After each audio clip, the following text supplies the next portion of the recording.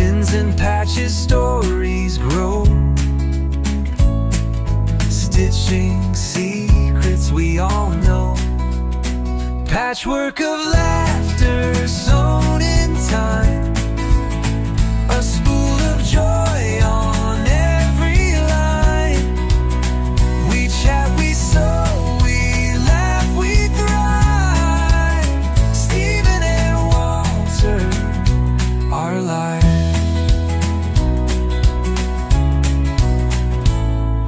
Sewing tales with every square. Buttons falling everywhere. A crooked seam, but who will care? Iron presses lined so neat. Friendships quilt can't be beat. Patchwork of laughter sewn in time.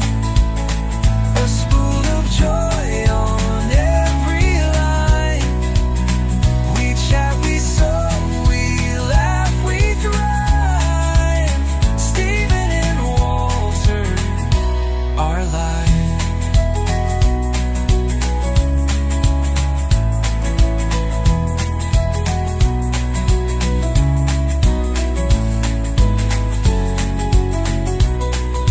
Sewing tales with every square.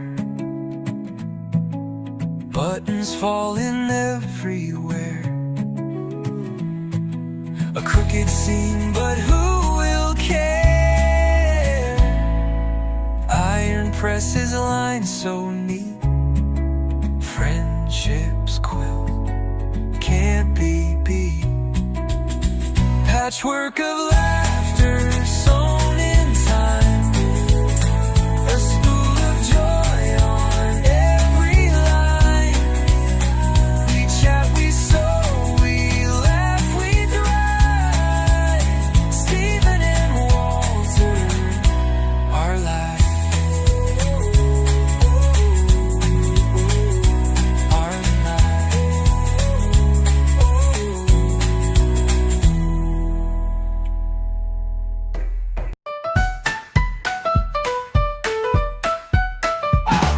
Stitch by stitch they weave the tale. A patchwork life where laughs prevail. Patterns clash, but who can tell? Quilted chaos suits us well. Stephen and Walter live on air. Threading humor, they don't care. Teaching, chatting, pulling strings. Life's a quilt of funny things.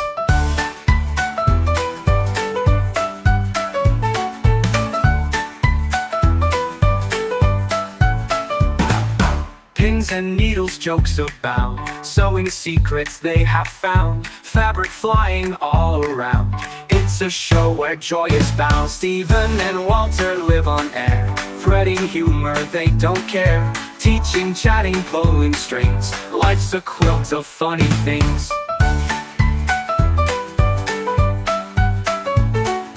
Pins and needles, jokes abound. Sewing secrets they have found. Fabric flying all around. It's a show where joy is bound. Stephen and Walter live on air. Threading humor, they don't care.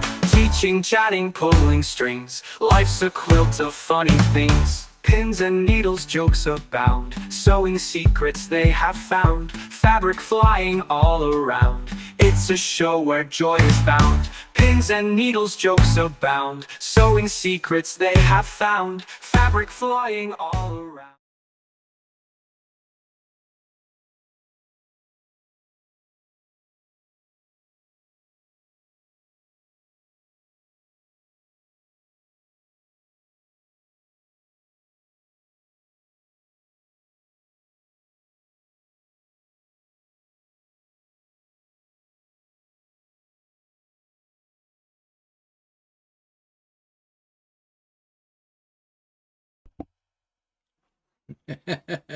I just about forgot to turn on the microphone. Hello, everybody, and happy Thanksgiving to all my Canadian subscribers, our Canadian subscribers. It is Turkey Day, and yeah, so let's see. Should we be able to hear us? Let's make sure we can hear us. Yeah, we can hear us. Okay, everything's fine. YouTube did something new. They changed the way the screen that we see looks. And they never tell you when they're going to change something, but it seems to work okay. Just a little different look from our end, but not a different look from your end. So you don't have a thing to worry about. And I think right now we don't have anything to worry about either. So let's see who's here. We've got Barb. She was first one on today, and then close behind her was Nina. And then Julie says, thanks for the pop-up. I accomplished so much. Yeah, yesterday was a very productive day, I think, for most people on the pop-up sew day. It was for me. I finished his shirt. And Walter finished my shirt. And, well, we'll talk about my shirt in a moment. Dubravka is here. And Al. Pace is here. And Melissa. Melissa number 1, because we have 2 Melissas on here. Melissa Van Buskirk is here. And Diana is here, and Russ is here. Now, Russ is on his cruise ship, I'm pretty sure. So he says, hi, Stephen and Walter in chat. Bye, Stephen and Walter in chat. We're soon to depart. So I hope you have a good time, Russ. I know Russ is a virgin cruiser, so I hope they're gentle on him with that. But I'm sure you'll have a great time. We can't wait until you get back and show us the pictures and tell us all about it as well. Weird thing popping up on the screen. Get rid of that. Who else is here? Susan is here, and Heather, and Cheryl Hogan is here, and Karen B, and Alice, and Cynthia, and Runs with Quilts. That's Melissa number 2 is here. Oops, everything popped to the top again. Phyllis is here. Hi, Phyllis. And Kathy is here as well, and Candace, and Charlotte, and Jeannie. So everybody's coming in. I didn't know if today people would remember that we were coming on 1 hour early, but apparently you did. So that's great. We are off to my sister's for Thanksgiving dinner. That's why we're on a little bit early and earlier, an hour early. And depending on how things go today, we may make this one a little teeny bit shorter. And you're all going, yay. But then again, you came here anyway, so who's really at fault? Okay, so let's talk about what I was working on yesterday, and I was finishing it up today. And this is the table runner for my hairdresser for Christmas. And remember, she wanted me to make something out of sage and aubergine and a little bit of gold. So I've got those colors in there. This picture doesn't really show the sage color as well. That looks more gray, but it's not. It's got green tones to it, sage. Now, of course, this is just the top. It hasn't been quilted yet, so that's the next thing I have to do, and then bind it. And I'm making some placemats to go with it, and I might even make some napkins. We'll see how that all goes. The placemats I don't have done yet. I will show those later. I'll show you the whole ensemble in probably a few weeks' time with that. So that's all I've got to show you, but Walter finished my latest shirt. It's butterflies, and it looks so nice on me. I'm wearing it today, but you did something unique with this shirt besides your invisible pocket. Yes, there is a pocket here, but you can't see it. It's invisible. So what else you did something with the buttons? Yeah, I alternated purple and blue buttons. I don't know if it's going to show up here. If I can show, where are my buttons? There's one. There's one. So that one's a purple one, and then this one here. But he did it so they kind of work with the color of the butterfly that comes over the button. Actually, I originally was going to put 3 different colors on there, but then I didn't really want them to be all mixed up. So I just started putting, and these sort of work with the shirt. So the purple sort of lands in where the purple spot are, and the blues sort of land where the blues are. So yeah, so it's very nice. So I'm wearing it over to my sister's, as I said, for dinner tonight. It's having its premiere. Not that she ever says anything much about them. She'll probably say, oh, that's bright. And I'll go, that's because I like bright. So. Well, I ended up buying, I had that fabric, and I ended up making that shirt because the other butterfly shirt I had a problem with that I made them. And I did fix that one, but in the meantime, I cut out this one to make for him. So, what's your next shirt? I don't know, one for me because I haven't made any. Oh, wow. Sorry, I'm taking up all your time. Okay, so a few more people have joined us. Sweet Granny here listening to Steelers football game. Go Steelers, down Browns, laugh out loud. I think one of the stupidest games on the face of the planet, and I know you all hate me for this, is football. I mean, let's face it. It's a very slow-moving game. They take 3 seconds to bash their heads against each other and grab a ball. And, you know, it gets exciting, I guess, when somebody actually makes a breakaway and gets down to the other end of the field. But I do not understand people's obsession with football. Of course, mind you, I don't understand people's obsession with any sports because I'm not obsessed with it. I suppose the one thing I say about football is there's more action in it than there is watching a golf game. Oh my God, I'd rather watch paint dry.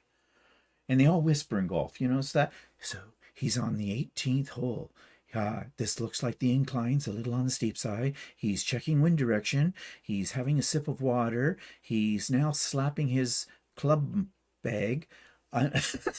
It's all like, oh, real intense and exciting. Everybody has to be very quiet for it. At least in football, people cheer and yell and scream and drink beer and that kind of stuff. But whatever floats your boat.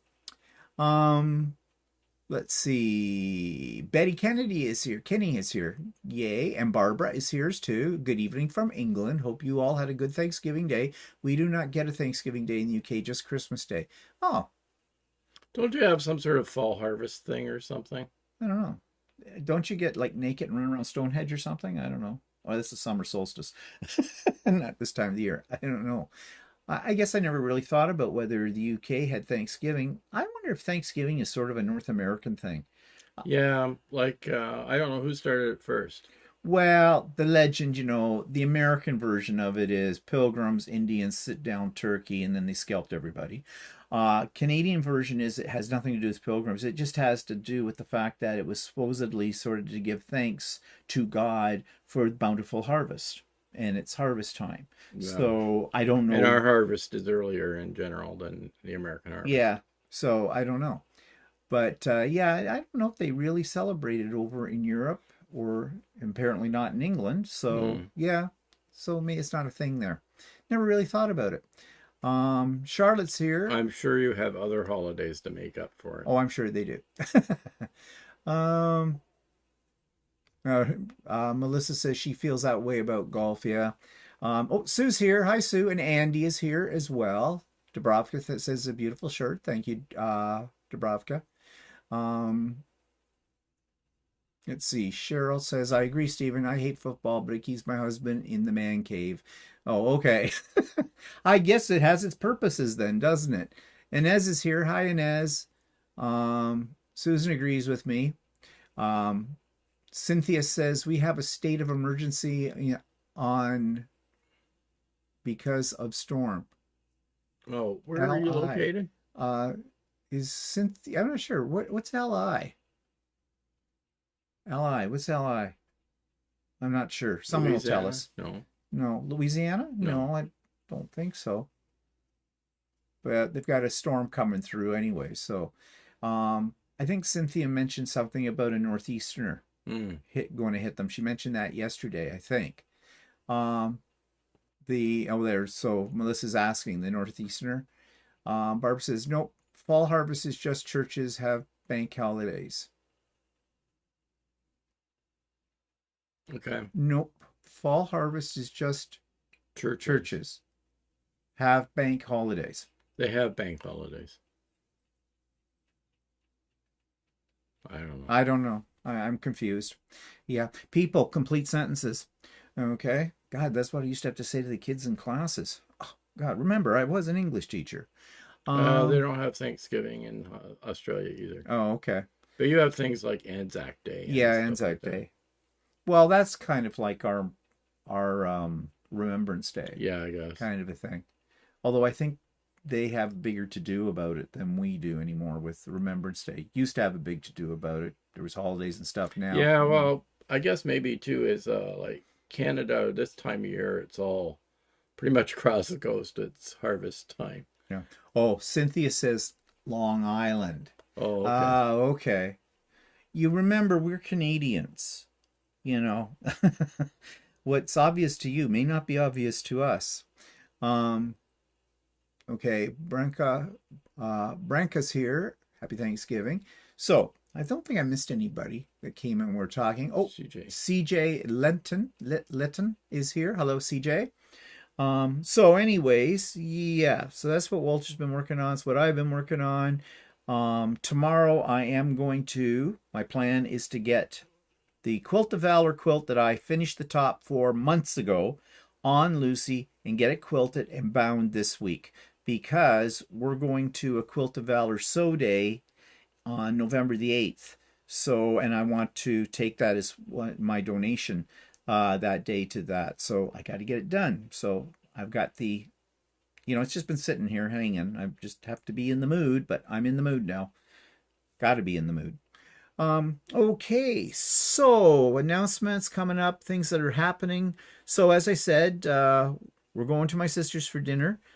I said to Walter while we're walking, I wonder if she'll have ham or turkey, but Walter reminded me, I'd forgotten, my sister doesn't like ham. So turkey it is, or it could be lamb. Shafton is lamb.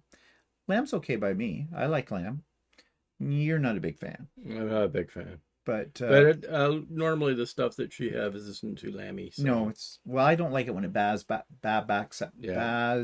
I don't like it if it has a really strong flavor. So no. So we'll see with that. Okay, so we have Sewing with Stephen on Wednesdays as always. In the show notes, you'll find the link, blah, blah. Pop-Up Sew Day, we had that yesterday. Quite a few of you that are on here right now were there. We had a lot. I think at the height of it, we had about 30, which is pretty good. And everybody worked on whatever they want to work on. I think a lot of people got a lot of things caught up. And yesterday here, and I know in other parts of the areas, it wasn't really a great day. It was rainy in the morning. It did clear up by the afternoon somewhat, but we're in the fall season. We went out for a walk and it was 17. It's gone up 2 degrees since we were on the walk. That's weird. 19. It's actually a very pleasant day out, but fall is in the air. Well, it's fall, so I guess we did have a couple of nights where we had light frost. Yep So there's nothing left on our plants. Well, there's a few tomatoes, little ones, but I went out after the first frost thing and thought, okay, I better get what's left out on the plants in. And I did up a bunch more jars of pickled peppers, and I pickled some jalapenos, and I pickled some chilies, and we picked all our melons, our little 2-bite, actually a little bigger than 2-bite, our cantaloupes, melons, for an experimental crop. And we planted them late, so that's why they're not huge, but they're actually quite tasty. So I really think we should try next year and plant them earlier than that. It snowed overnight in Calgary. It's -1 in Calgary. Yeah, well, out west, you guys always get snow before we do here in Ontario. So yeah, summer is over, I guess. But anyways, yeah, we've done our final harvest of stuff. But Walter's got things going under the grow lights, so our winter harvest is starting to come up. And so that's a good thing, too. And there were a lot of peppers. We got a lot of peppers this year. Really. Yeah, we did, yeah. So, yep, we're peppered to death, which is okay. Do we have any stuffed peppers? No, I didn't make any pre-made ones for them, but that's okay. I love stuffed peppers. Walter, though, he's kind of like, has to be in the mood for them. But you make them so good. They're so tasty. Yeah. Okay, so let's see. What else is on the agenda for today? Okay, just a reminder about the retreat, October 25th. It is coming. 2 more weeks. As far as the number of people, we have just hit 75, which is good. But that means we still have some room. We have room for about roughly 20 more people. So if you've been sitting on the fence, get off it and sign up. Because I have a feeling it's been slow the last few days. It often goes that way big rush at the beginning, then it dribs and drabs throughout the week. Then as we get a little closer, there'll be another wave. And it's that second wave, when that happens, that the waiting list may kick in, the wait for it. So if you don't want to be on the waiting list, you want to definitely be here, you want a spot, then don't hesitate. Go sign up.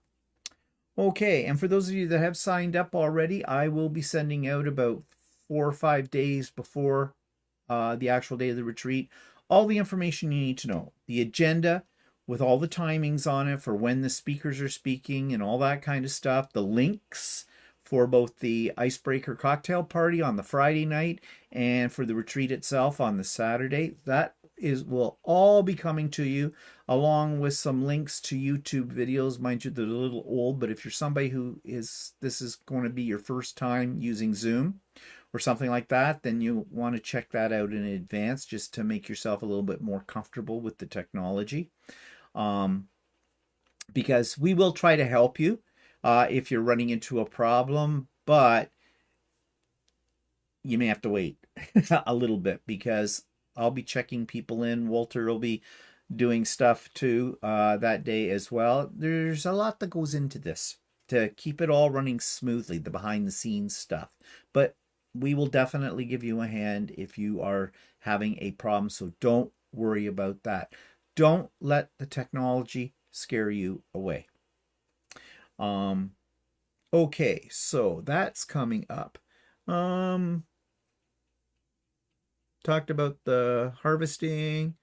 Okay, so this week on So Chatty, it was a little bit longer than usual. We kind of talked about how our sowing areas are organized, because we both have, well, maybe majorly different ways of organizing. But we were doing that as... I have disorganizing. Yeah, we're doing it as an illustration of, like I'd found some articles about, how to design your sewing room. And everybody's always interested in how to set up a sewing room, depending on what you have to set up. I mean, not all of us are lucky to have like half a house or something like that. Some people only have a shared space, like a dining room to use. But no matter what your space is, what we're trying to point out is there are ways to at least keep yourself organized and efficient to work on your stuff. And we were using ourselves to show you what we did and what we have done wrong. Because, I don't think anybody has ever finished setting up their sewing area. It's an evolution. It's an ongoing thing.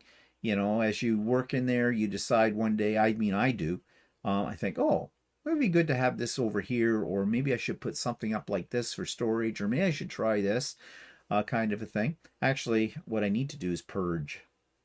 I need a big purge in here. And if you saw our episode Friday, you probably know what I mean by purge. Walter, he just needs a shovel. Actually, it's not looking too bad right now, but that's only because you had to clean it up when they were putting in the windows, so you haven't fully... Well, not only that, it helped when I replaced that one bookcase, because I had stuff that was sitting on the floor. I was able to put it on the bookshelf, but I need to clean up those bookshelves now, because organize my fabric a little better. He is so he says to me, do you have any of those comic book boards? And I said, sure, here, go. He says, well, I want to try that. Where you wrap the fabric around it.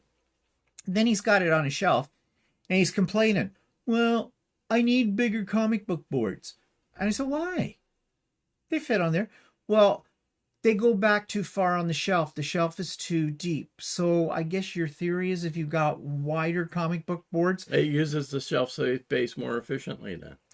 But they're comic book boards. They don't make them any bit different. They do make boards bigger than that, but they're not called comic book boards. Well, then they're not comic book boards, are they? Yeah.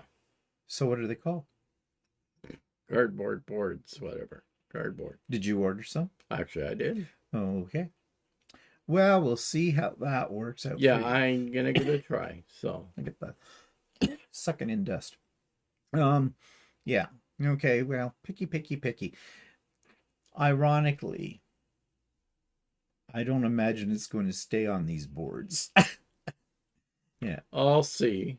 You know, the trick is when you find you're using the fabric on one of those boards, right? And you've cut what you want and everything, then you rewrap it on the board and put it back on the shelf. Yeah. Oh, that might be hard for you. The floor will be so tempting. Oh, look. Well, I was storing some of my stuff in the bag that holds my sewing machine when I take it to a retreat, so I had to keep pulling all the fabric out of it every time I wanted to go to the retreat. Whereas now I've got all the fabric on the shelf. So Okay. I guess it's progress. Depends how you look at it. Whatever. His sewing room, I don't have to live with it, so I'm not worried. I'm not going to worry about it. Mary's here. Hi, Mary. Susan says, I really enjoyed So Chatty this week. I have a small space and you gave some great organizing tips. Thank you. Well, you're welcome, Susan. And I say hi to Jen. Jen is here. So, yeah, that's what we had on So Chatty. Don't know what's on next week. I never know. I need suggestions, people. So, you know, things you think that we should talk about or look into or whatever, please give us suggestions because we do take them very seriously. Okay. Yeah, we got invited again to this year's Sew Day with the Quilts of Valor chapter that's in Trenton, Ontario, which is a place an hour and a half east of us. That's the place, if you remember last year, I had the video. They one of the quilts I had donated, they were presenting. They're only doing 2 presentations this time on it, and I don't think any of them are my quilts or other people's quilts. And I think you've heard me talk about before. They are very, very particular about who gets which quilt. They really think about it. They talk to the individual they're going to be giving the quilt to. They like to match the quilts up with the vets. To like according to their interests, according to their background, their experience, their interests, all those kind of things. So I think they really think about it.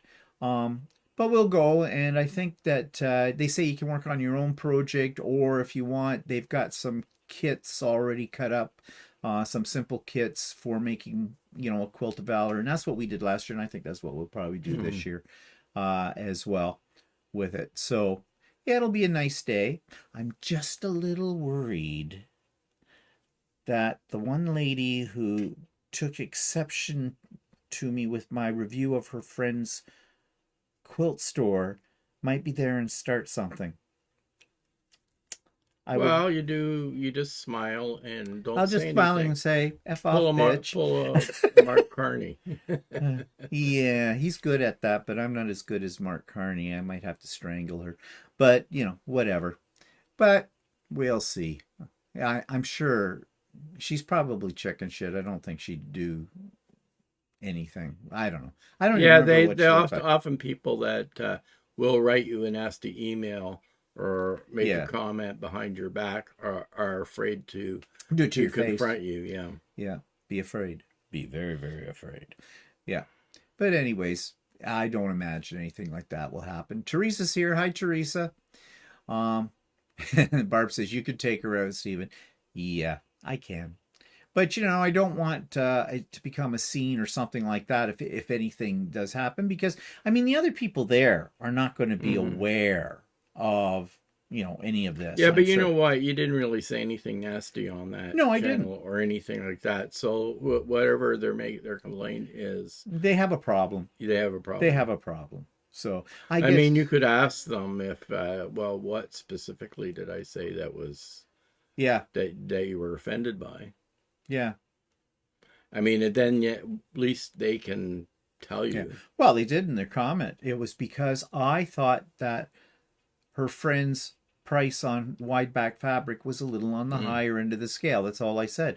And I gave her friend a really good review on her shop. I gave her an 8 out of 10 on her online, and she never saw the interview. Or the woman that was really upset that it was the owner of the store yelled at him, but she never even bothered watching. She never saw it. She says, I don't have time to watch YouTube. Yeah. So So how can you I don't get know. mad at something? Yeah. And Cheryl says, just show up and smile. Yeah. Yeah. Yeah. Oh, Elizabeth is here. Elizabeth, have you been here before? I don't recognize your last name, sorry, but if this is your first time, welcome. Says talk is cheap. Yeah, true. It is. Which I really don't know what that expression means. I hear it a lot. I've heard it before. But what does that mean? Talk is cheap. Maybe that doesn't count for anything, really. People talk. Yeah, I just more concerned that, like there's somebody will make an issue or a scene or something. But I don't know. I think a lot of people are afraid to do that. So yeah. Oh, Elizabeth has been here before. Okay. yeah. Well, welcome back. Yeah. Well, I don't think anything will come of it, but They're more apt to cause a scene if they're not within other people hearing it. You know what I mean? yeah, maybe. Because if I don't think they like to do that. Well, I mean, they'd rather do it in a closed space. yeah. Well, they really then better have their back against a wall. They confront me. But anyways, as Barb says, I can take her out. Yep, I can. But I don't think anything will happen with that. Okay, so noticed on our walks around the neighborhood, you probably see them better because you do your walks usually at night, so it's dark. But everybody's getting out their Halloween decorations up, and some are quite elaborate. Like I think I showed you last week on my vlog, the huge skeleton that this one place has. And there's one guy. It lights up kind of cool at night. Yeah. The eyes are different. The eyes are haunting. Well, I've seen it in my morning walks because the sun isn't up when I go in the morning, so I have seen that too. But yeah, people in this neighborhood kind of get crazy with their Halloween decorations. We don't. I get the hiccups. We don't. You always get the hiccups. I know. I'm sucking in too much air. Nothing? Okay, No, what? fine. Oh, I thought you'd say something about that. But yeah, so we don't really decorate the front of the house for Halloween. No, we get the pumpkin out every year. Yeah, but I thought those lights that you put in the outdoor, you could change the color in them. Yeah, I can do that. I have some lights that I can change the color. Maybe you should change them to pumpkin or to orangey color. Yeah. Or maybe this year they're talking about pink and green. No, I can't see that. Purple and green Halloween. or something. I don't know. Whatever. Yeah, I don't know. Purple and orange. Yeah. Cheryl says, just like the phrase, action speaks louder than words. Yeah, if I back over with my car, I guess that would speak louder than words. Yeah. Elizabeth says, I was the one who sent you a note about the PVC pipes. Oh, yes. Good idea. Elizabeth commented because I talked about my table leg risers.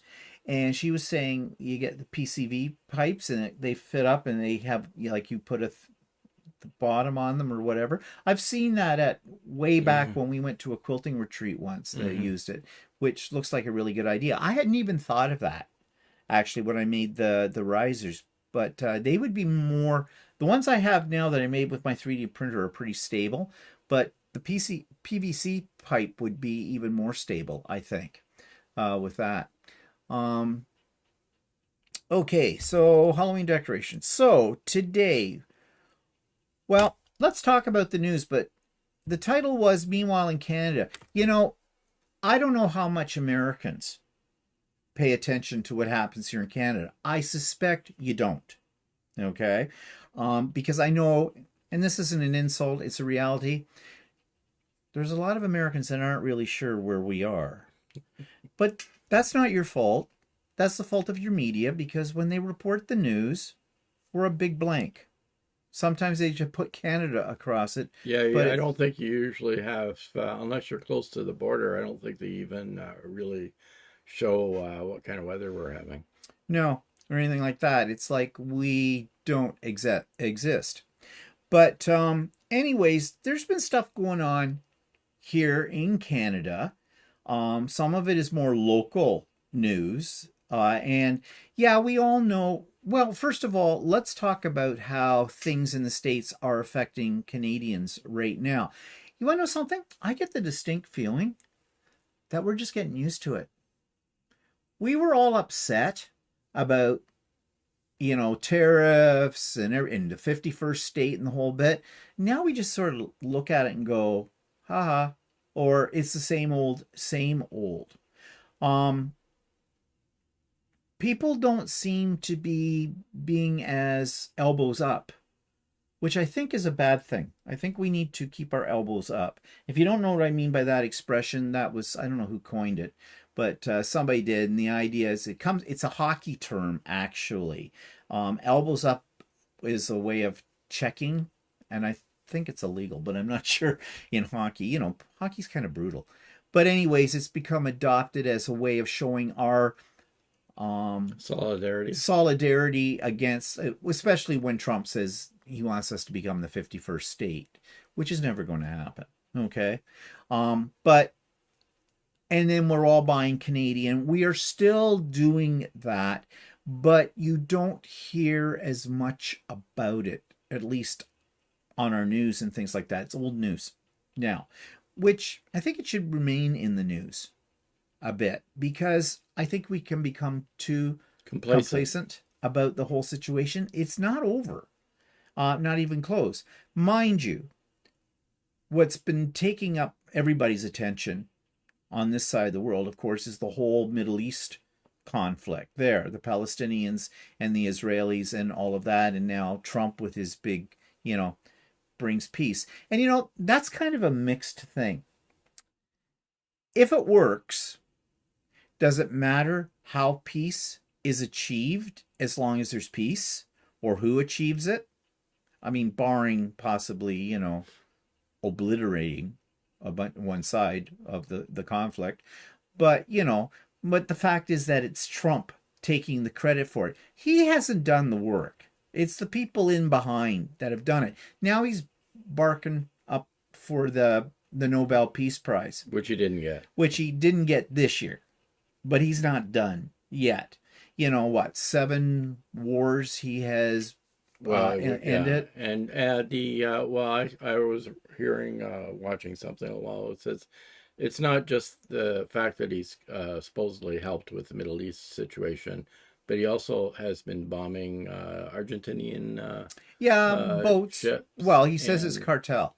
Yeah, and putting troops in various cities in the US. US. He's doing that. That's always nice because of the horrible crisis in all the major cities in the United States. They've all gone to insurrection and the whole bit. Yeah. Glad we're not Americans. The new bridge, Cheryl, you're talking about the Gordie Howe Bridge? Oh, have they opened it? I'm not sure if it's open yet or not. Yeah. It was supposed to be opening soon. And actually, I think that bridge was paid by Canadians. Oh, yeah. Well, it will be used by transport trucks because there is still trade going on between the two countries. So I mean, it may not get used right now as much, but down the road, it will. It will. Andy says, I've been watching Canadian YouTubers, and I can assure you Canadians still have those elbows up. Yeah, well, I'm not saying we don't, but it's... Yeah, for those people that don't know about the Gordie Howe Bridge, that it's between Windsor and Detroit, and it's a new bridge that was built, has been in the process of being built for the last few years to replace the Ambassador Bridge, I believe, which is the older bridge that crosses. Well, replace it? They're not going to tear it down, are they? Well, they're not replacing it. Actually, the Ambassador Bridge is privately owned, whereas the Gordie Howe Bridge was more of a joint American between the two governments, Canadian venture, and it's a bigger, wider bridge, and it's the biggest cable stay bridge, I think, in North America. And it's supposed to be, if it hasn't opened yet, it's supposed to be opening soon. Yeah. So that's something.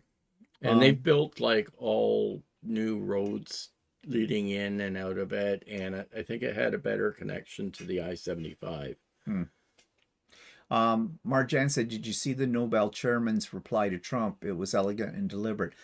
I don't think I saw something, but I don't think I saw what you're talking about, because I just saw the announcement of the lady in, is she Argentinian? the opposition leader or something who got it. But yeah, he's still bucking for it. And at one point, I heard one report said that Norway were a little concerned about it because they were afraid of alienating Trump if they didn't give it to him, because he would impose horrific tariffs on them, which, too bad. Welcome to the club, like, or whatever. And I don't know how much trade Norway does with the United States, like in volume. Yeah, I'm not sure. I'm not sure. I don't know how that works. Barb says the enthusiasm has died. Yeah, I think it's died down. I think it's because we're beginning to get complacent about it, right? It's going in one ear and out the other ear. Oh, Trump, tariffs. Oh, Trump, 51st state. Oh, okay, moving on with all of that. Cheryl says the bridge is supposed to open in November. Yeah, I knew it was supposed to be opening this fall, So anyways, we've all had our attention taken to the Middle East and that, but here in our country, we have, I think a lot of people, and when I say a lot of people, I mean Americans, think that we are a very calm, boring. No, we don't get too uptight about anything politically in the world. We're just here kind of thing, which is really not true. We're just maybe not as, I don't know, trumpets blaring kind of a thing about it. But there is stuff going on here that's not good. Okay, let's talk about guns. Okay. Every night when you turn on the evening news for the city of Toronto, someone's been shot. Every night, someone's been shot. So we have a gun control problem in this country. The government supposedly is doing things about it, but whatever they're doing doesn't seem to be very effective. Now, these guns are illegal guns. They are coming up from south of the border. They're being smuggled into Canada. We're not talking about people who hunt, as sportsmen, who have all the papers for that, and they go deer hunting and duck hunting and whatever's in season for that. We're talking about gangs, criminals, people who steal cars, do home invasions, the whole bit. Toronto's very violent, if you go by the news. So Toronto's a big city, a big North American city. Every big North American city has the same problems with it. So we're not unique to that. So people used to call Toronto the good, right? They said, oh, you don't have to worry about anything in Toronto. Yeah, you do.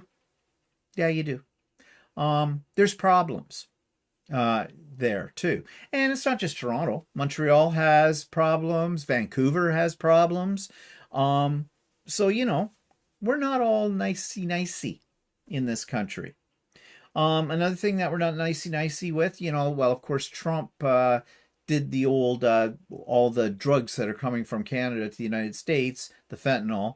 Well, it's less than 1%. It's like 0.2% of the fentanyl that's out there in the United States is from Canada. Most of it is coming up from the other south border, from Mexico. But he was using that as an excuse to, rattle our chain. But we still have a drug problem, and it's fentanyl. Out in Vancouver, it's really bad. In Ontario, it isn't quite as bad, but it's still bad. And our premier, the leader of our province, he decided to get rid of safe injection sites, or a lot of them. Now, I don't know. I have mixed feelings about safe injection sites, but these people are ODing on this. And, you're not going to cure someone who is severely addicted to something like this by saying, no, you can't go here and inject yourself, where they're going to get clean needles. There's going to be somebody there to watch to make sure they don't OD, like medical assistance is within arm's reach and all that kind of thing. These people who are addicted are going to get the drugs wherever they can get the drugs because they're addicted, and they could die. So, I think safe injection sites are a help. And maybe, I imagine the people who run these probably do at least try to direct them towards certain facilities within the community that can help them with their addiction. Whether they go or not, that's up to them. You know, but our premier thinks, no, you just get rid of them. But he's not putting anything in place of them. So how is he helping? How is his government helping these people? They need help. In Vancouver, similar thing was happening there, but they're rebelling against the people, the politicians. Politicians don't have a clue what the average person goes through. Let's face it. They don't, because they're not average people. They talk a big line, but as I've always said before, most politicians are not in it for the people. That's a lie. They're in it for themselves. So, yeah. But we have that problem here in Canada. Okay, so we're not squeaky clean when it comes to that. One of the problems that we were watching on TV the other night is identity theft. We've had major, again, out in Vancouver, a major health, what do you call it? Hospital? Or health? Health service, I guess. I mean, I guess they provide nurses and nurses, I guess, mostly to other areas. I'm not sure if they're like an outpatient thing or something. Yeah. And they had their personal information leaked, and this service or this company or this government agency is saying there hasn't been a leak. No. But all kinds of people that have worked to this place have had their identities stolen. And major consequences of that for them. Like racked up, got credit cards and bank loans and things like that in the real person's name, but that person never took it, and doing things with tax returns and stuff like that, like basically fraudulent returns. It's made sheer hell for these people's lives, and this institution is saying, no, it's not us. And actually, the ministry involved in that is not doing anything about it either. So the government is not doing anything about it. So. Now, we have a major problem with scammers, as I'm sure everywhere in North America, in the world probably. But major, and our government's not doing a thing about it at all. Now, in Australia, they just passed laws that said, you know how if you go on YouTube, there'll be an ad and it'll show a famous person. In our case, because we're Canadians, it often has people that are Canadian, like our Prime Minister, major financial gurus in Canadian society, celebrities and things like that. And it's AI generated, telling you this is a great investment, you need to do this now. And people are being sucked in by that and losing their life savings. Yeah, like they're saying, oh, well, if so-and-so... If the Prime Minister says this is a good thing. Is a good thing, then, well, we should do this, right? Yeah. And they're losing, well, their life savings, their house, some have lost their homes, everything like that. In Australia, they have put a law that says if a social media company like Facebook or Google puts one of those types of ads on their platform, they can be fined up to $50 million. You don't fool around with the Australians, I think. I quite admire Australian government, how they go about protecting their people. Not just in cases of like this, but they do this like you try to get into Australia with illegal substances or with guns or even food and stuff. Oh no, they stop you very quickly. With that, it's it's no nonsense. They are protecting their country. It's a little easier to control guns in Australia because it's not like you can drive into Australia. Well, no, that's right. You can't really drive in for it. So yeah, their ports of entry there are, I would say, probably easier to control than here for us, like with the border, the states with their border with Mexico, or us with our border with our problem is states. Here in Canada or in Mexico as well is that you can drive across the border. Yeah. Or in some areas it's so remote they can actually walk across the border. Yeah, and people do. But Yeah, but I have to admire the Australian government because what it says is they're taking it seriously and they're doing their job. Job of a government is to make sure society that they're governing is running smoothly. And if there's problems, to solve the problems. Not here in Canada. Nope. Nope. And that's because there's too many rich people in power. They're only interested in their own interests.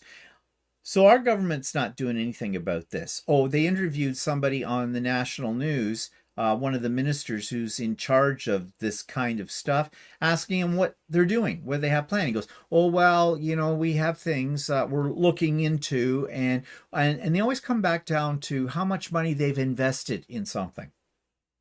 Yeah, and how's that working out? Never get a concrete answer from a politician, which we all know. But the problems we have in the world really are caused by rich people being in power. Guess that's what happened in Tsar Russia. And then they had a revolution. How'd that work out?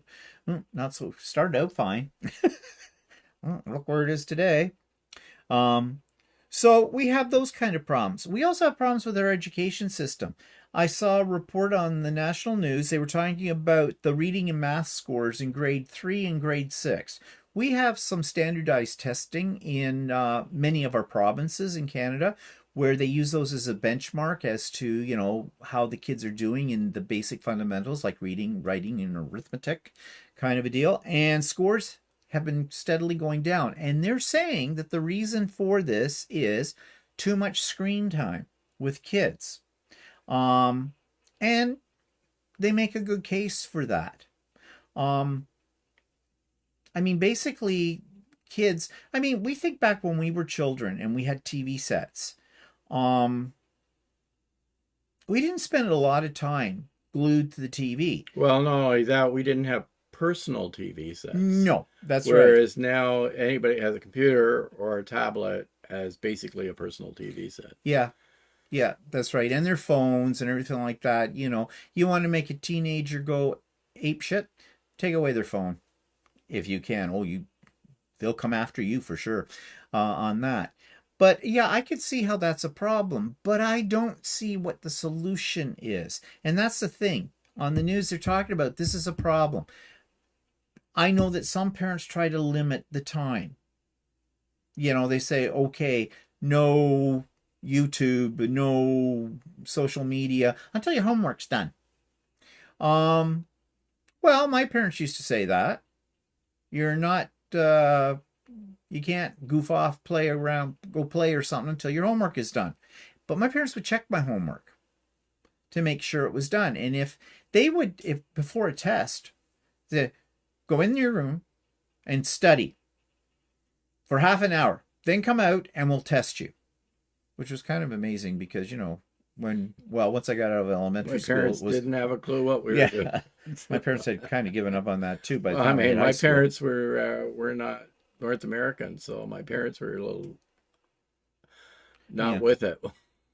But the point I'm making is my parents were there being active parenting. I'm not so sure about the parents today, whether they're being active parents. And they make excuses for it. They talk about quality time with their children. What is that? Shouldn't all time with your children 24/7 be quality? What is this? And quality time. Let's go to McDonald's and get a Happy Meal. Actually, Barbara Olson has something interesting. It says the teachers in Alberta are currently on strike. Yeah. The government is paying the parents $150 a week? Yep. What are they? It's towards daycare. Oh. That's what they're doing because parents have no place to put their kids. See, there is a very major problem. It's one of my pet peeves. If you have children, they're your responsibility to raise and to look after. It is not the responsibility of the educational institutions or anything else out there. Now, the argument that comes back against that to me is, well, in this day and age, you have to have two steady incomes coming into a family to be able to afford anything. Yes, you do, but what are you affording? Are you getting skip the dishes every night? That's expensive. How many cars do you own? Do you own a couple of small cars or ones that get you from point A to point B? Or are you spending money on like a Tesla or whatever? That kind of thing. It's priorities. And parents get upset when I say these, but I have seen the evidence of bad parenting way too often as a teacher. So, yeah. Now, the other argument I get before you guys give me the argument, well, you're not a parent, so what do you know? You're right. I am not a parent. But I've been doing parenting for quite a few years with the kids in my classes because I have been forced to do that. You know, Johnny comes into class on a Monday morning and he's got a black eye. I can't ignore that. I can't ignore it by law as a teacher, and no teacher can. We need to find out what's going on. Did Johnny fall? Did he get hit with a baseball bat? Or was it during football practice and the ball hit his eye? Or what? Or is he being beaten at home? Is he being abused? Sally comes into school. Sally's looking very drawn, you know? And this is hard with teenage girls because teenage girls, they're all concerned about their weight and all that and what way they look. And of course, that leads to anorexia and stuff like that. But you have to ask them questions and you have to be clever in what you ask them to find out, because anorexia is also bad parenting. Okay? Because that says that this child does not have good self-esteem, which could also come from the media, how much media they're watching too. All of it comes back to, and I don't care what anybody says, all of it comes back down to parenting. They're your children. You need to look after them and not expect somebody else to do that. So back to Alberta. I think it's a mistake that the government is subsidizing parents while their kids are off school because of the teacher strike. No. Some hard decisions have to be made about things and by parents. It may mean a leave of absence from work. And again, it goes back to, well, everything's so expensive. How can we afford to live? We need two incomes. Ever heard of Planned Parenthood? Because that might have saved you some little problem there. Okay? But everybody's got their opinion about this, and that's mine. No need to argue with me about it because, it's going to fall on deaf ears. I know what I know. Okay? Not saying necessarily I know everything about it, but I know what I know. And it's from experience with these kids. Car Quilter is here. Let's see. Cheryl said, my sister visited Vancouver last year and was shocked about the drug abuse they saw walking around. Oh, yeah. We saw it firsthand, too. Couple of years ago. We were in Vancouver and Walter accidentally walked into it. Oh, yeah. It was bad. Really bad. And that was a couple of years ago, so it sounds like it's even worse now. The government needs to do things to help these people. And pulling away services, like safe injection sites and things like that, I don't think that's the way to go with it. They need to do more than just that, like establishing safe injection sites, but doing more to help these people because they need help. Hi, Alan. Annette says, the same way my parents were and my dad was a math tutor, so I had to know it or wasn't. It just bumped up on me. Where is it? Where is it? Oh, so I had to know it or wasn't allowed out Friday night. Yep.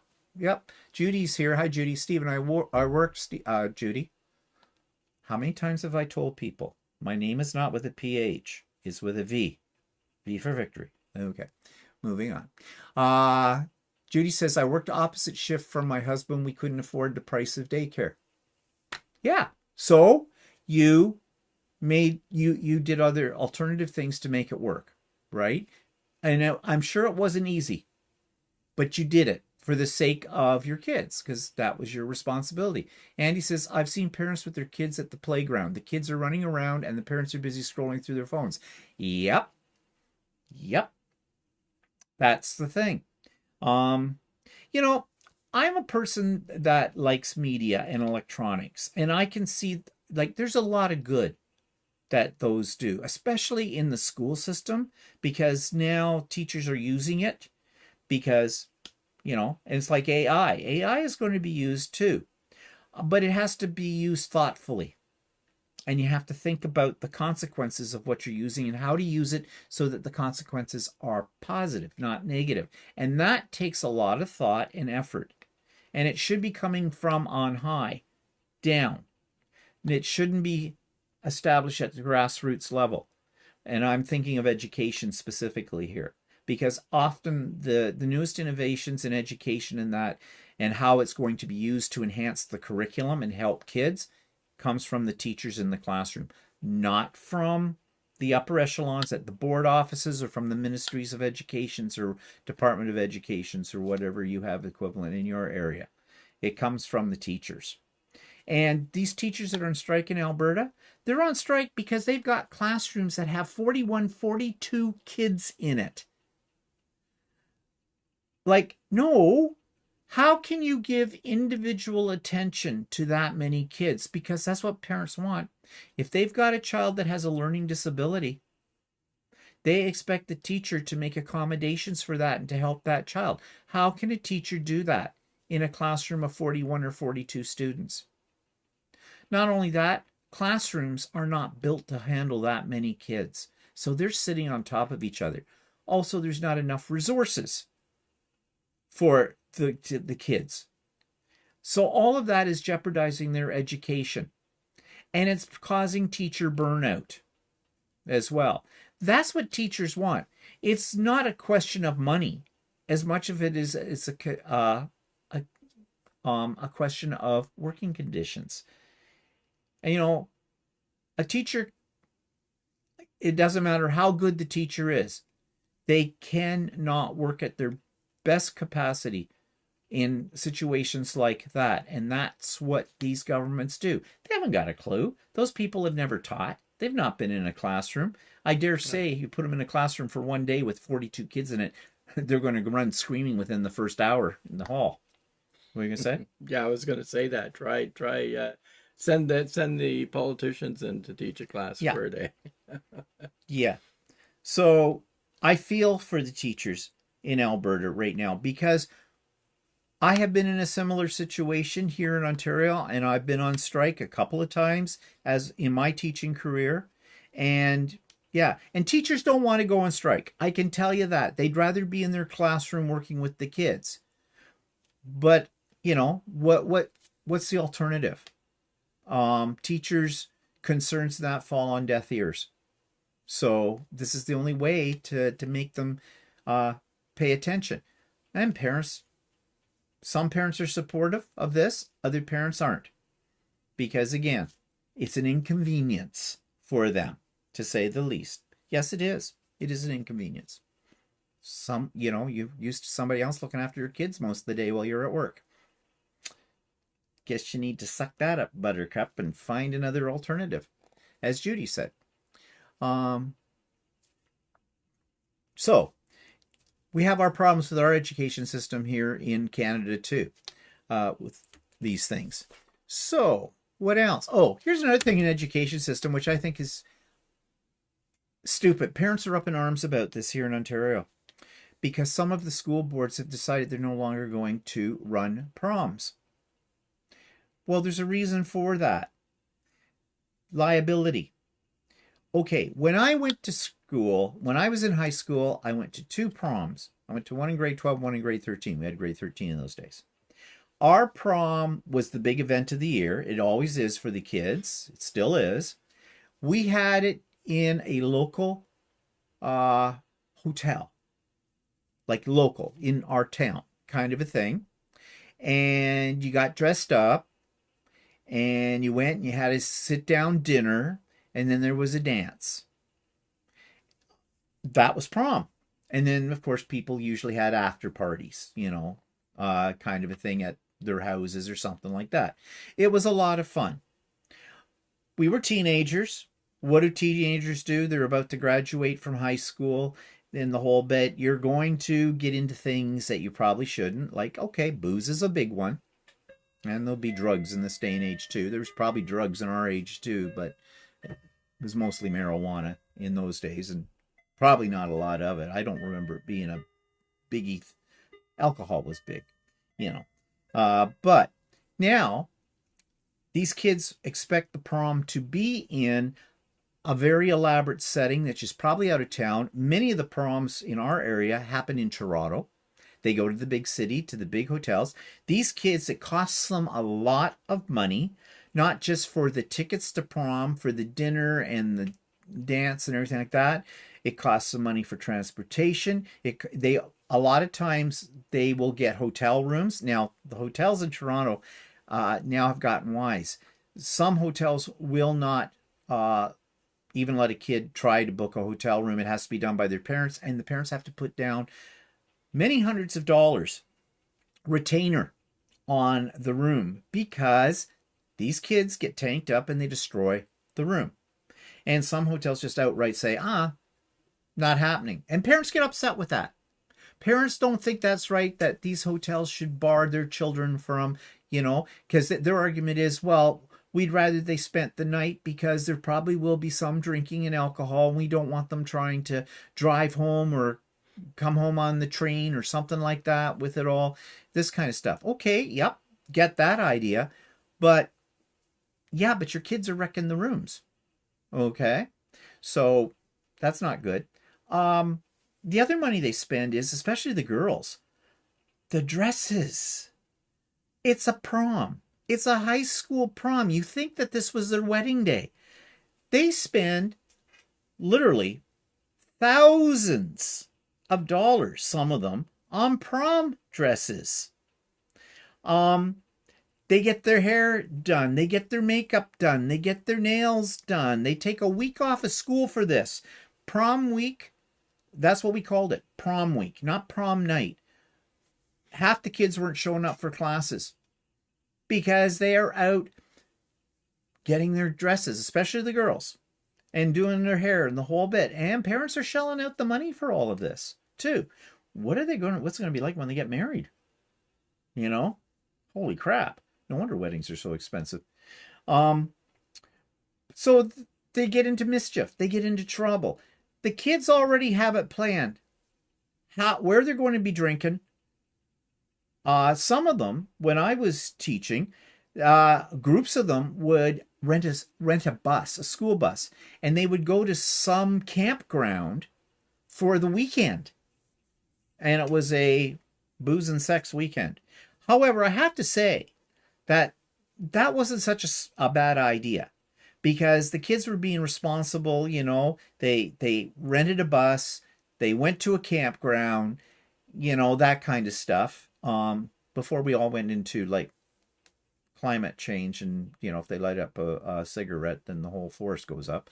But that kind of stuff, at least to a certain extent, they're not destroying a hotel or something like that, and they're not out driving around drunk and that kind of thing.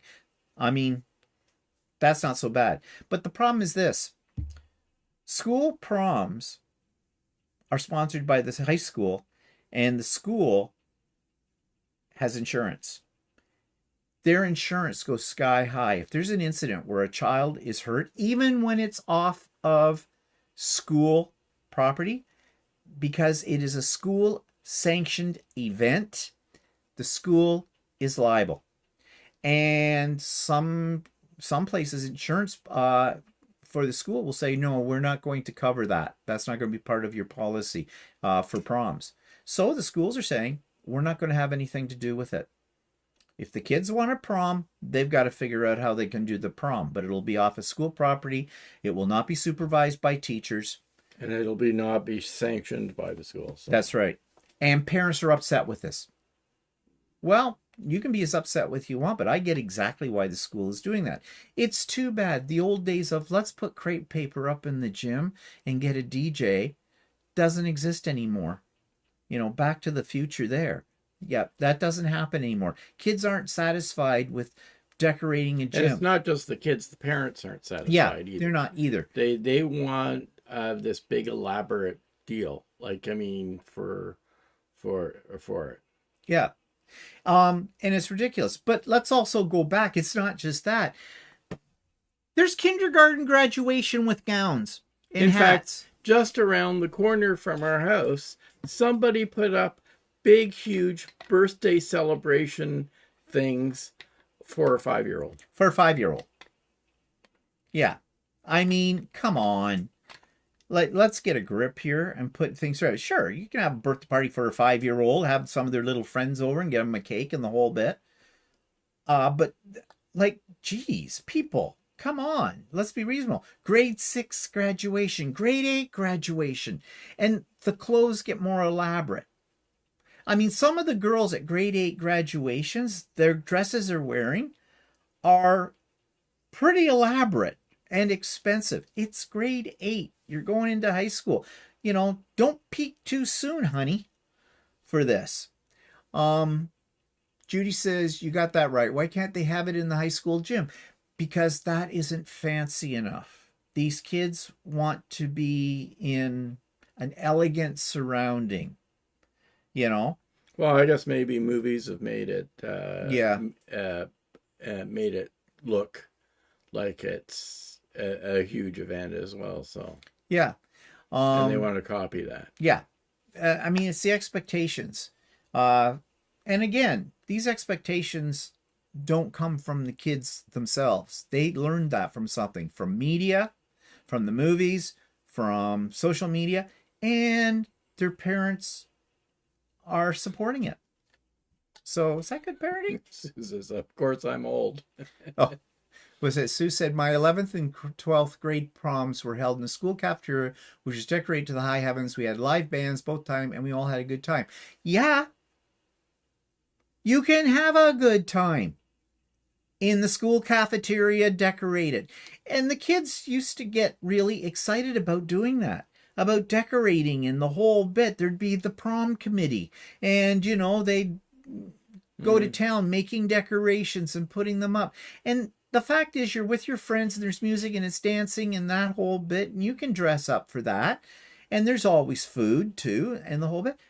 Why spending hundreds and hundreds of dollars for a ballroom in a hotel in a place outside of your town or city? But you'll have the same good time. On the other hand, it also leaves out, if there are families that can't afford that sort of thing, that leaves them out. Yeah, it does. And that's the other thing. It becomes a real competition as well. And again, that, you know, the kids that can't afford it don't go to prom. They just don't go. And that's kind of sad. You know, I could tell you my prom stories are kind of sad, but I still went. But that's for another day with that kind of thing. And just backing up here, I saw there was a comment. Hilton said, in my childhood, not every family had a TV and children's shows were quite limited, maybe an hour per day. Nowadays, children have their own TV and computer. Yeah, exactly. And Dubrovka says, we just hate when parents let their kids run around in the restaurant and they expect us to enjoy their crazy loud kids. Yeah, exactly. Bad parenting.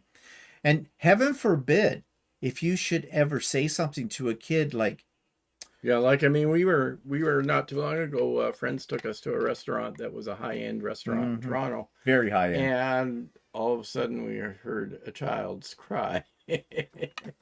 And went, okay, these are entitled parents. I mean, that's the time we told you our friends took us to this really nice place in Toronto for dinner, and the bill was like over $600 for 4 of us. Well, and we didn't have that much. These parents with infants and small children and coming like that, why?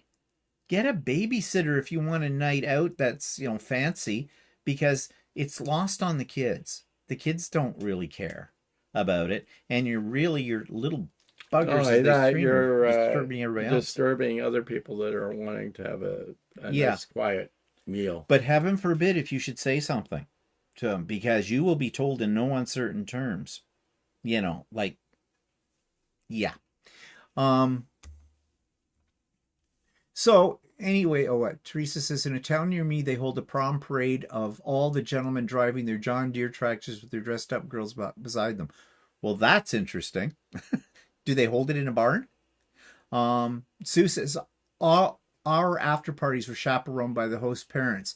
Yeah, they weren't when I went to high school, and then when I was a teacher. No, teachers, we supervised the prom itself. And I stopped doing those. I used to like doing the prom because it was nice to see the kids dressed up. And they were trying, at least in those days, to be a little bit more sophisticated, and they were polite, and the girls had the corsages and everything like that. It was kind of nice, and I kind of enjoyed chaperoning at a prom. But the last one I did was in a big hotel in Toronto on the lakefront. And I knew it was not going to be a good evening because before the prom doors even opened up in the ballroom, there was a kid hanging over a balcony puking up his guts on top of everybody that was sitting out on a deck enjoying a drink, patrons of the place. Is that rain? No, it's got chunks. And I thought, oh my God. And that was it. I said, never again. I am not going to deal with this. No way. There is no way to deal with this. Actually, luckily, the hotel staff dealt with it. Yeah, and that's why the hotels don't want that sort of thing. And the kid didn't do the prom. He was so drunk out of his mind. I don't know what happened to him. I think one of the other teachers found what room he was in and called his parents and stayed with the kid until the parents had made arrangements for it to get this kid home or whatever. But you see, they're crazy. They're kids. They think this is great booze. Let's drink a whole a bottle of vodka, and there's not going to be any consequences. Oh yeah, when your stomach turns inside out and drops 2 floors below you, yeah, there's consequences, kiddo. And was my last prom. I said, no, this has gotten too crazy, and it got worse in the night. That was just before we even started it. There was stuff. Kids ripping clothes, throwing food. They were all tanked. You couldn't stop them. Most of them came tanked already. They'd got into a bar. They were underage. Well, some of them weren't. Some of them were legal, but most of them weren't. But policing it was almost impossible. And teachers aren't paid, at least in my area. We weren't paid to chaperone. And we didn't have to do it. We volunteered to do it. But in fact, it got to the point where the kids would come, the prom committee, and beg you to be a chaperone because they weren't getting teachers. And I foolishly said, okay, I'll do it. That was my mistake with it. And that was the last time. Never again with it. So, other things that we've got going on. Okay, COVID's up here in Canada. Yep. We've got our COVID shot, yeah. We just got it 2 weeks ago on that. But what's happening is some of the provinces are charging people, unless anybody who's not a senior citizen or high risk, they're charging people $80 to $100 for a COVID shot. Well, you know what's going to happen. There's going to be some people who can't afford that, for one thing. Second of all, other people are going to say, well, it's not a big crisis anymore. I can skip it. I don't need to get that shot. And so now the numbers are going up already. And technically, we're not in the height of the COVID and flu season yet. So that's bad.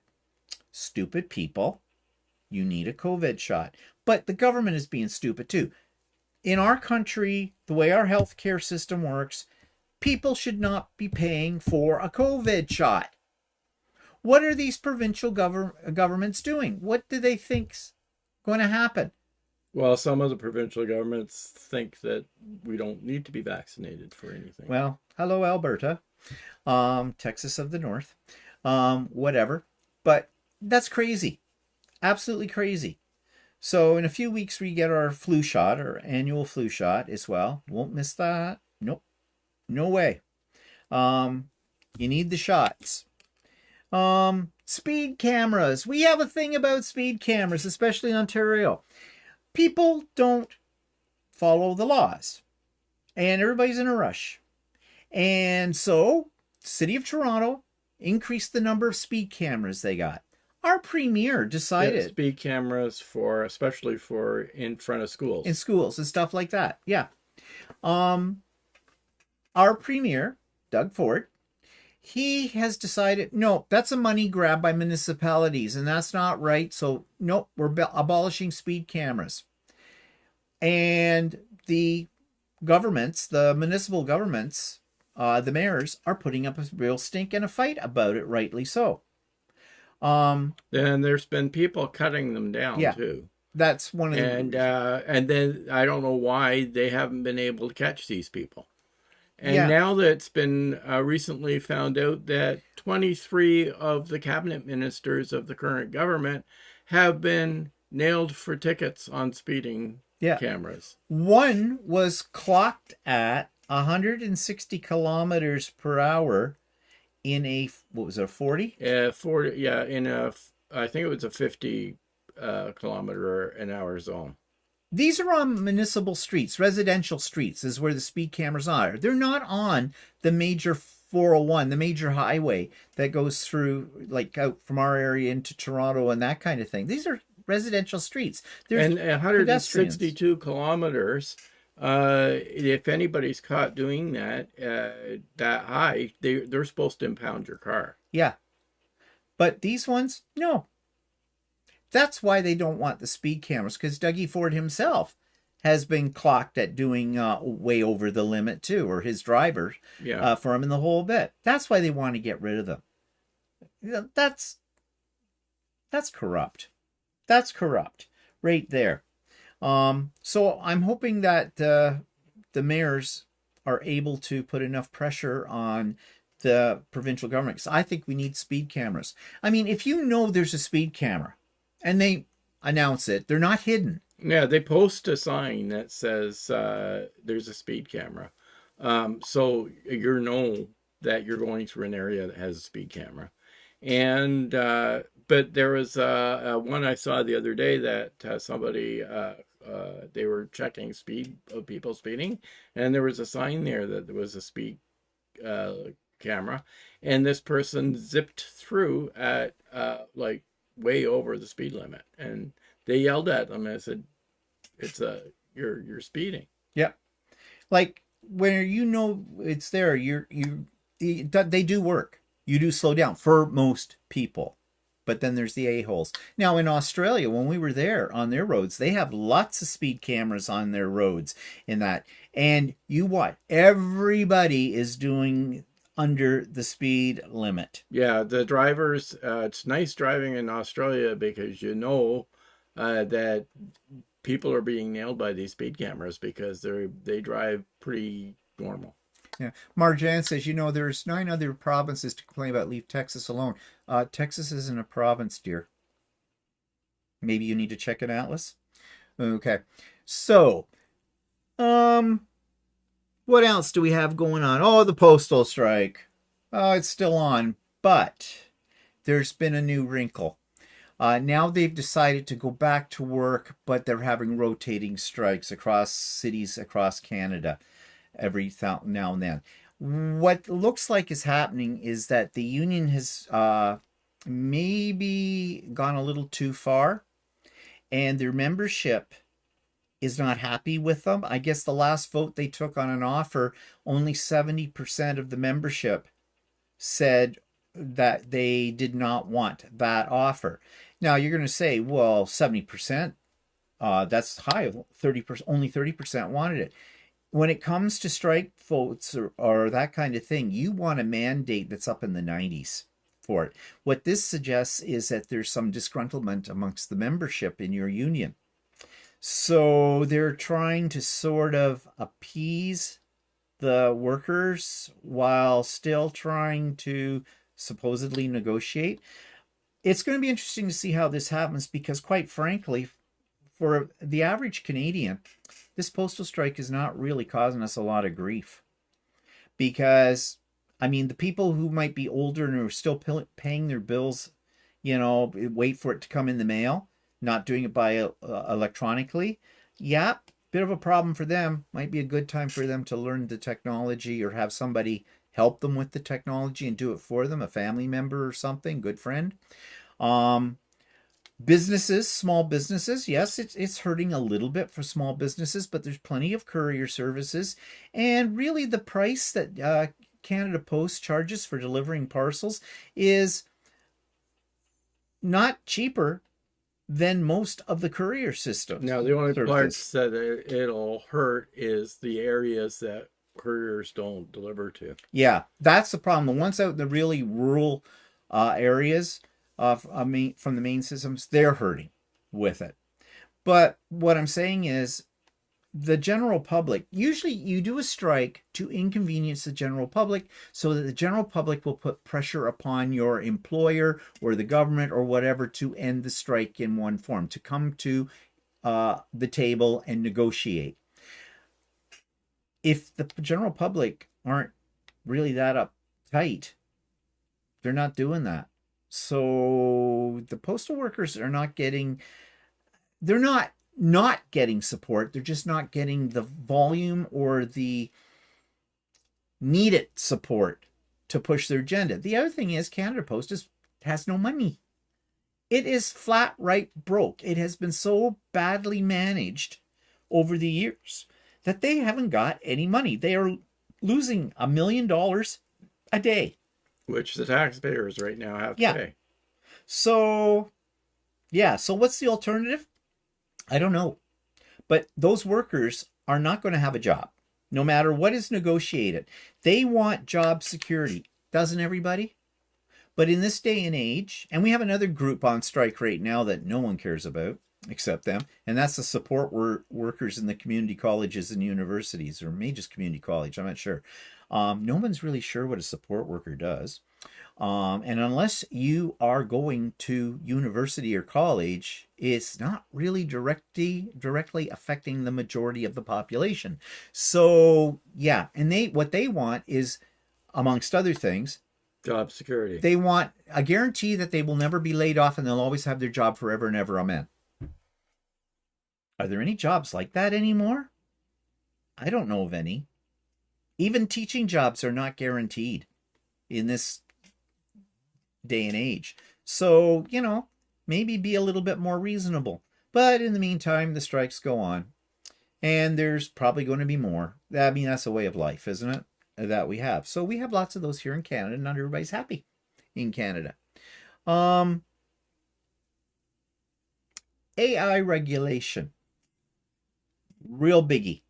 Everybody's talking about AI these days. You cannot go on the internet without experiencing AI in one form or another. I mean, just do a Google search. The first thing that comes up in the Google search is the AI search engine, which actually I kind of like myself, because I find it is a little bit more, more comprehensive than just throwing something into Google and doing a search through the search engine. However, you do have to be aware that the information you're getting there may not always be absolutely correct either. So, you've got to be your own editor, or what do you want to call it? Censor or something like that with it. But the fact is, we can't escape AI. It's not going to go away. The internet didn't go away. I don't know if people remember when we first got into the internet, we had all the same scare. Everybody was going, oh, the internet's just going to change everything. It's going to be bad for us all in the whole bit. And guess what? We've had the internet for over 30 years. And, really it's a necessity.